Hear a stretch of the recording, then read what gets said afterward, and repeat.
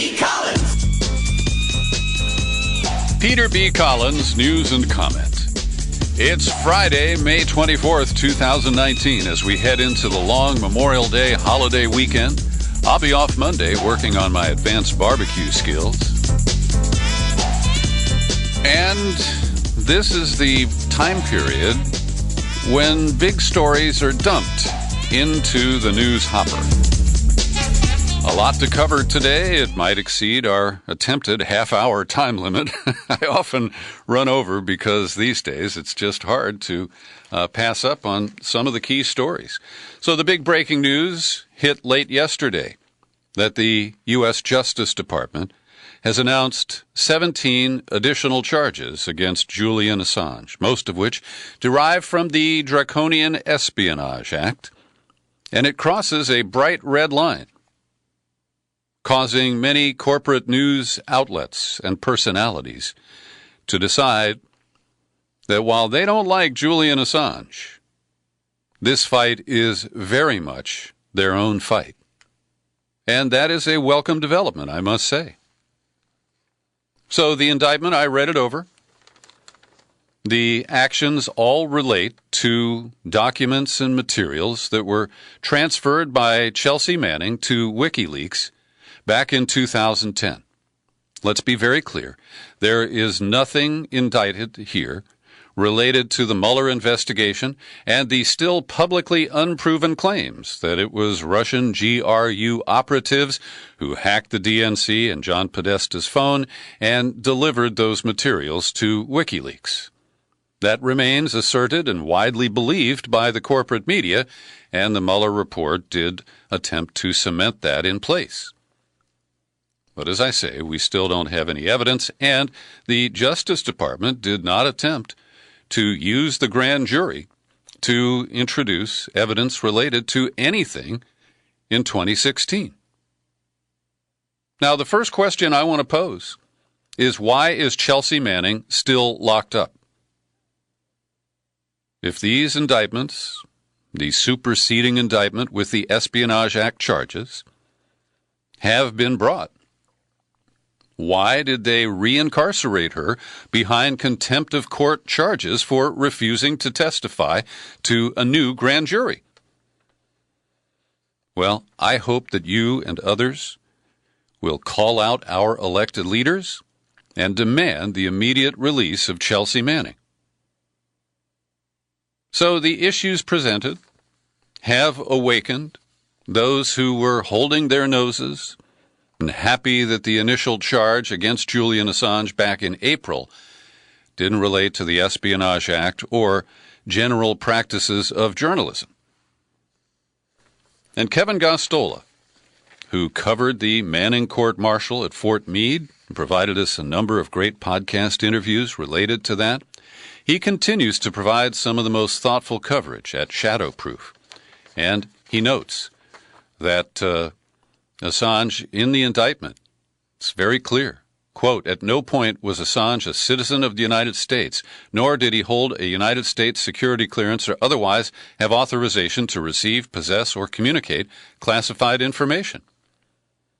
And he says this is clearly imposing a secrecy law on a non-American publisher. And although U.S. journalists without security clearances regularly publish reporting dependent on classified information from unnamed sources or obtained documents, the government criminalizes this common practice. And there are two threads that can surface from it. One, that American reporters who say publish information from the Panama Papers that is embarrassing to Vladimir Putin or anybody else in the world, those nations, under this principle, could attempt to prosecute American reporters and American news outlets. And secondly, what about all of the official leakers in Washington? And I'm thinking of John Brennan and Jimmy Clapper, who I consider to be the most likely authors, fathers of the whole Russiagate narrative. And they're facing heat. We'll get to that in a moment. As Trump is turning the tables and authorizing his personal attorney general to investigate the investigators. So continuing with Kevin Gostola's commentary, much of the media coverage back in April foolishly suggested the Justice Department largely avoided press freedom issues by narrowly charging him with hacking.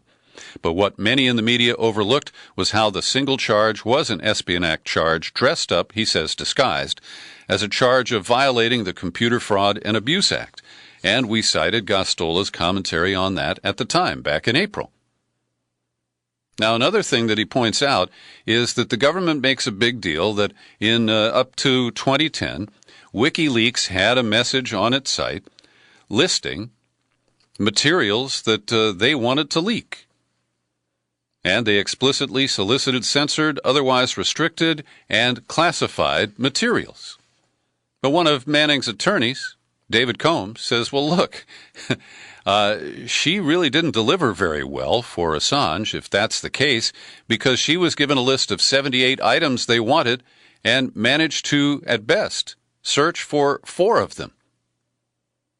And in a quote from Chelsea Manning, the date of which is not clear, but it was about the time that she was re-jailed recently, quote, "It's telling that the government appears to have already obtained this indictment before my contempt hearing last week." Well, maybe it's fresher than that. "This administration describes the press as the opposition party and an enemy of the people. Today they use the law as a sword and have shown their willingness to bring the full power of the state against the very institution intended to shield us from such excesses."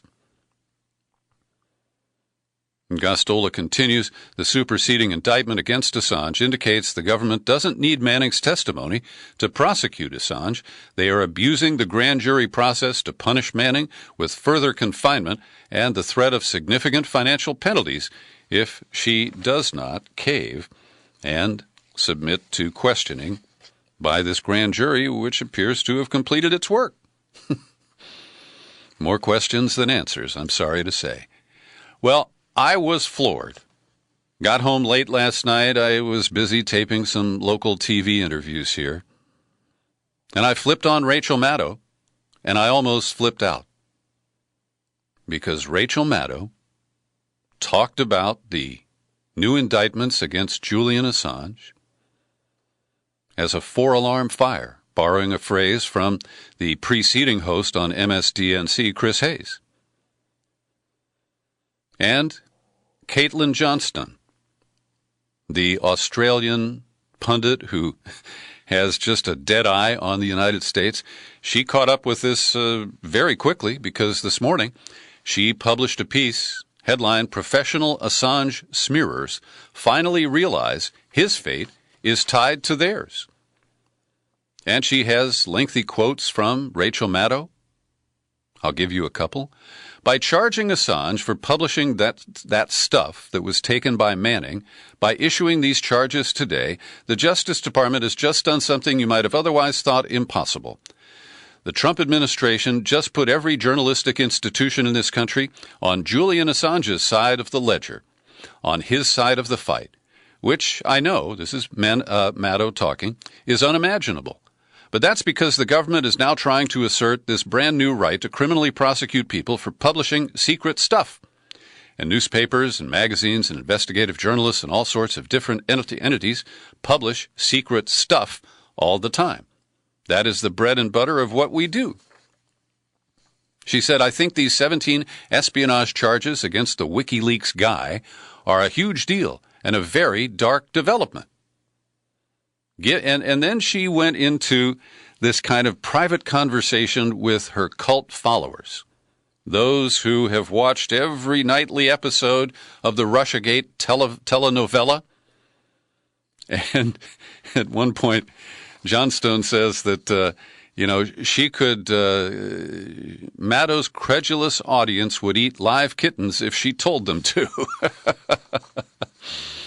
But Maddow, of course, has to denounce Julian Assange and, of course, paint him as guilty of the Russian hacking and publication that hurt Hillary, in her view, in 2016. And she talks to her cult-like followers. She says, I can feel through the television right now your mixed feelings about what I'm saying. I can feel what may be perhaps a certain lack of concern about Julian Assange's ultimate fate. Okay, I know. Okay, I feel you. I got it. But it is a recurring theme in history that they always pick the least sympathetic figures to try this stuff on first.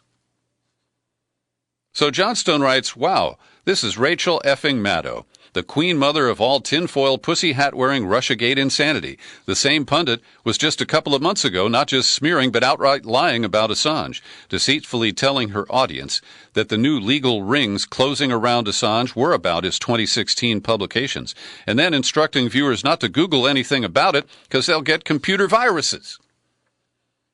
And Johnstone says that Maddow actually chose to do the right thing, and she describes herself as gobsmacked. And get this, James Rison has emerged or shaken off the stupor of his Russiagate drugging, and he is now standing up for the freedom of the press. This new indictment is so dangerous to liberty in America. If the government gets to decide what constitutes journalism, what's to stop it from making similar rulings about any outlet whose coverage it doesn't like? Now, I have these conflicted feelings about Jim Rison. He stood tall for freedom of the press in refusing to testify in the case of Jeffrey Sterling, who was ultimately convicted based on metadata of phone calls to Jimmy Rison. So he has been on the front lines of the assault on the right of reporters to maintain confidential sources. Later in his piece, he says if the government can charge Assange for conspiring to obtain leaked documents, what would stop it from charging the CIA beat reporter at the New York Times from committing the same crime? The great irony, he says later, is that Trump publicly declared his love for WikiLeaks during the campaign.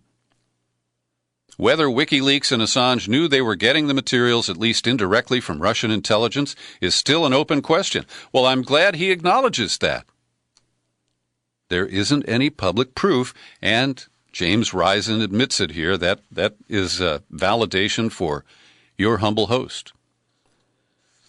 Quoting again, there is no doubt that the New York Times, The Intercept, and other major media organizations largely ignored the provenance, the source of the documents, and instead lapped up the leaked materials and published them in the midst of the 2016 campaign. The selective nature of the charges against Assange underscores the fact that this is a highly politicized case brought by a Justice Department now run by Trump lackey William Barr. And also at The Intercept, Robert Mackey, not a lackey, he notes that this complicates the situation for Britain approving the extradition of Julian Assange, because the U.S.-British extradition treaty explicitly says that individuals cannot be extradited if the offense for which extradition is requested is a political offense. Now, the decision rests currently with Sajid Javid, who is the Home Secretary in Britain, but because of the announced resignation of Theresa May, he may end up as the next Prime Minister. And who knows how he will play it. Will he deliver Assange on a platter to curry favor with the Trump administration? Or will he stand for the principles expressed in the extradition law? And should he be extradited to Sweden first to face what I consider to be the smear charges of sexual crimes? Swedish law bars extradition for political offenses, and any decision to send him to the U.S. would require the agreement of Britain as well. So this gets complicated. The New York Times editorial writers today kind of tiptoed around their queasiness about Assange and said that they're charging him for publishing classified material from a government source, something journalists do all the time. There is much to be troubled by in Assange's methods and motives, which remain murky. He shared much of the material at issue with the New York Times and other organizations. They shed important light on the American war effort in Iraq, revealing how the U.S. turned a blind eye to the torture of prisoners by Iraqi forces and much more. The Times treated Assange as a source, not a partner. With this indictment, the Trump administration, I'm quoting, has chosen to go well beyond the question of hacking to directly challenge the boundaries of the First Amendment. Mr. Assange, they say, is no hero. But this case now represents a threat to freedom of expression and with it, the resilience of American democracy itself. What they're saying is their self-interest has now been impinged. And so they will reluctantly come to the defense of Julian Assange out of their deep self-interest. And at first I thought this was some kind of cartoon.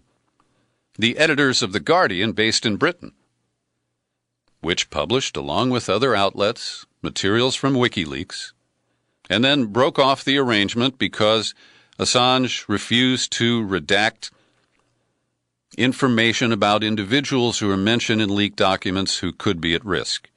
And it's important to note that since 2010, there is no evidence that a single person whose name was released via WikiLeaks has been killed. I can't vouch for their, full safety or that no harm ever came to them, but we have no indication that any of those sources have been killed.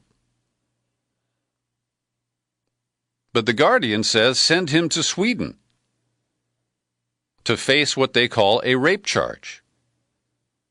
And there is a hubbub in Parliament in Britain saying that to show that they're tough on sex crimes, they want Assange sent to Sweden to face trial.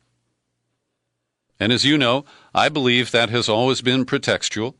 I'm not claiming that Julian Assange is a great guy. He appeared to take up with one person who you might describe as a groupie and another woman who had consensual sex with him. And then later they were both describing that he wouldn't put on a condom for a second sexual encounter. If that is the case, it's not much of a case, at least based on American standards, and I do see it as likely pretextual. And I just want to inject a local note here. You've heard me talk recently about the controversy here in San Francisco where the police department raided the home of a freelance reporter named Brian Carmody because he had obtained a police report that was confidential and he sold it for publication. And this parallels the Assange case in many ways. And my San Francisco Chronicle has an editorial demanding that the San Francisco police uphold the First Amendment and respect the rights of a freelance reporter. They don't apply the same standard to Julian Assange, whom they claim in their editorials is not a journalist. David Sanger is the bureau chief of the New York Times in Washington. He's got all those cozy sources in the deep state. And he has an interesting angle. Yesterday, Trump gave special authority to his personal attorney general, that's what I call Bill Barr, to declassify any information from any agency, and he names the CIA, the NSA, the FBI, the entire intelligence community. They even included the Energy Department. I don't know what Rick Perry's got over there. But Trump is authorizing a full investigation of the 2016 FBI and other investigations that led to the whole Russiagate narrative. And as you know, I welcome an honest investigation, but I don't trust Trump or Bill Barr. I don't think that this is a truth-seeking operation. They're not going to propose, for example, reforming the FISA court, except as it might apply to Trump. And they're not going to expose, in my view, the British operation of Stephen Halper, which I think is highly problematic and may have been the origins of the investigations that were launched in July of 2016 by the FBI. So, on the one hand, I'd like to see the truth exposed. On the other hand, I don't think that these are people who we can rely upon to bring us the truth. And get this, as Trump was heading off to Japan for a state visit, he said, what we're doing, we're exposing everything. We are being transparent. The other day he said he's, the most transparent president ever. And David Sanger tells us that there is a source who told the CIA that Vladimir Putin personally authorized the hacking and the operations to sow dissent in the United States. And David Sanger knows enough about this to tell us that the source is believed to still be alive and may still be in the inner circle of Vladimir Putin. Now, that exposure alone is threatening a source and a method. And David Sanger references it in service of the idea that Bill Barr shouldn't be allowed to declassify things related to 2016. And I've long argued that Trump has this authority. He could lift the curtain, the veil, on so much of the leaking and the secrecy. And so again, this is the right move, but probably placed in the wrong hands. And Max Boot, the discredited regime change actor who is now an anti-Trump Republican, he got off a good line. Trump's position is that his tax return should be kept private, but the CIA's sources and methods should be made public. Yeah, okay. So every day I pause for a second to thank the people who support my work here at the Peter B. Collins Podcast with your subscriptions. And today I'm not going to ask you to take out a new subscription to my podcast. I would like to invite you to help Mark Crispin Miller. He is a professor of media at New York University, and he has been battling Lyme disease for several years. It took a long time for him to get a proper diagnosis. And his treatments are not covered by his insurance. And I know that it pains him to put out his hat and ask for contributions. But I value Mark, and he is a staunch fighter for freedom of the press. He attacks the corporate media and the product that is often based on lies that we are fed on a daily basis. And he's a man who often inspires me in this work. So in the show file for today's podcast, I am listing a link to the crowdfunding campaign for Mark Crispin Miller's healthcare. And if you are able and inclined, I hope you'll make a contribution. So I have a couple of stories that are tied together here about Saudi Arabia and the war in Yemen.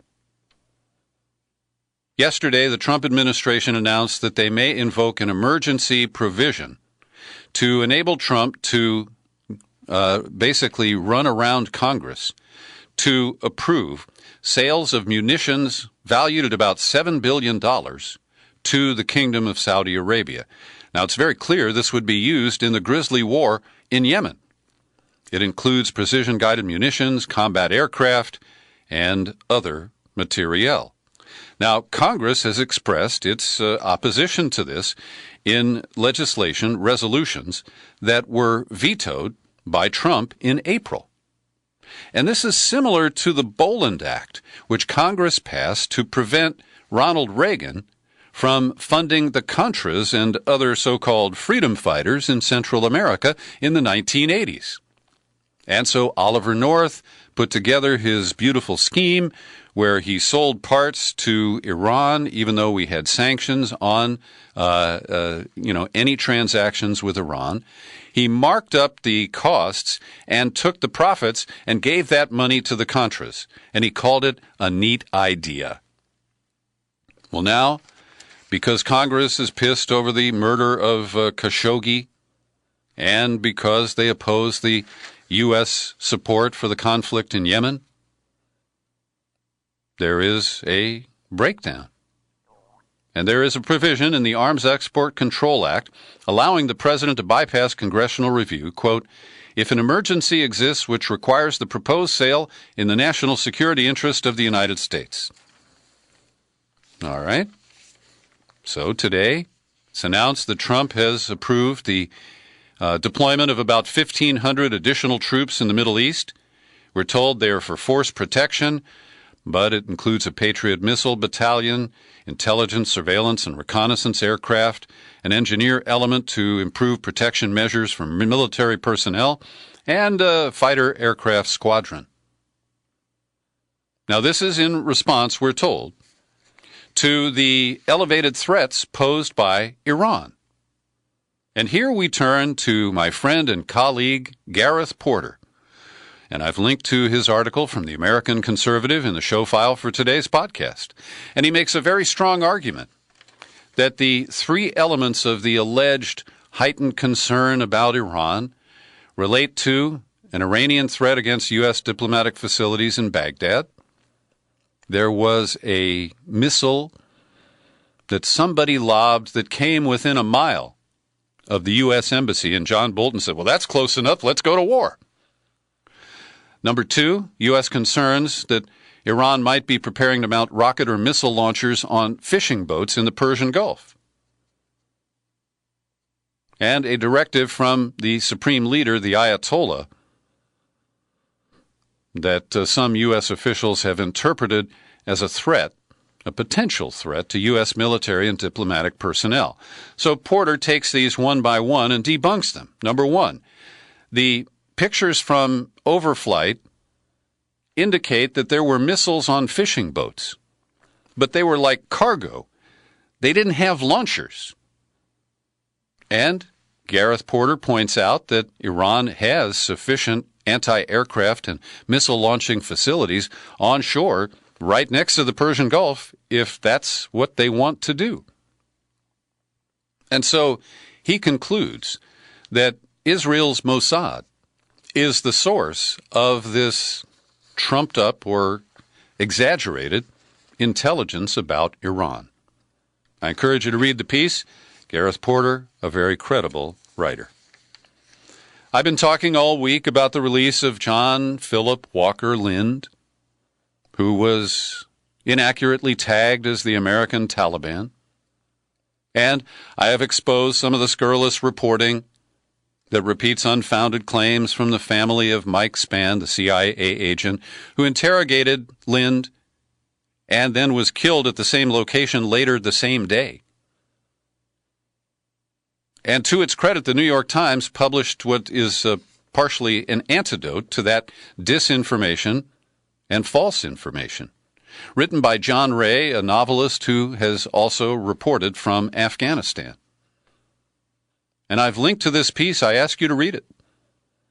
For example, on the day that Mike Spann died, John Lind was locked up in the basement of this fortress, where a skirmish ensued and all but 85 people out of a couple of hundred were killed.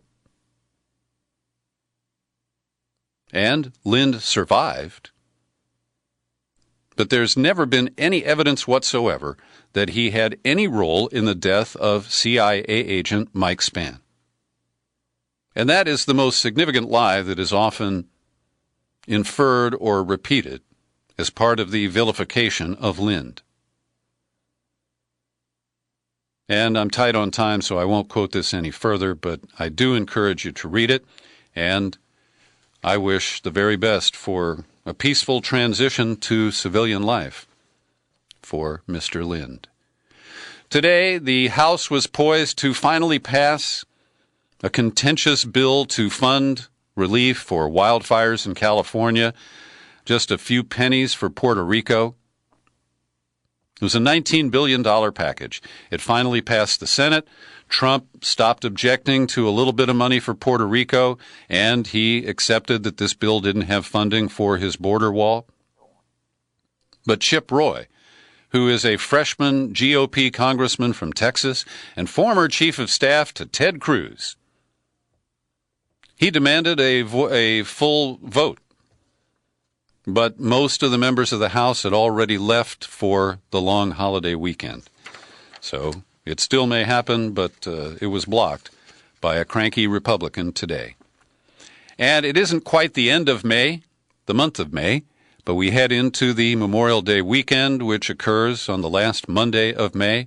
And Theresa May, the embattled Prime Minister of Great Britain, today announced that as of June 7th, she will step aside as leader of the Conservative Party and be the Prime Minister until the party names her successor. It's been over 1,000 days of misery for her and the Brexit deal, and she has finally accepted her defeat. In New York today, Congressman Jerry Nadler, who chairs the House Judiciary Committee and who has been battling the whole demand for impeachment, he passed out at an appearance at a public school on the Upper West Side in Manhattan. They say he's okay. I think that he fainted because he's contemplating impeachment. He was on Rachel Maddow last night for about 10 minutes, and she waited for 8 minutes to raise the question of impeachment, and he dodged it like Pelosi does. And Nancy Pelosi has made a calculated effort to take on the stable genius in the White House. And he is responding. He finally gave her a nickname. It's Crazy Nancy. Yesterday he said she's a mess. She's lost it. He questioned her intellectual capacity, saying that she's incapable of understanding the details of the new Canada-Mexico, the NAFTA replacement trade agreement.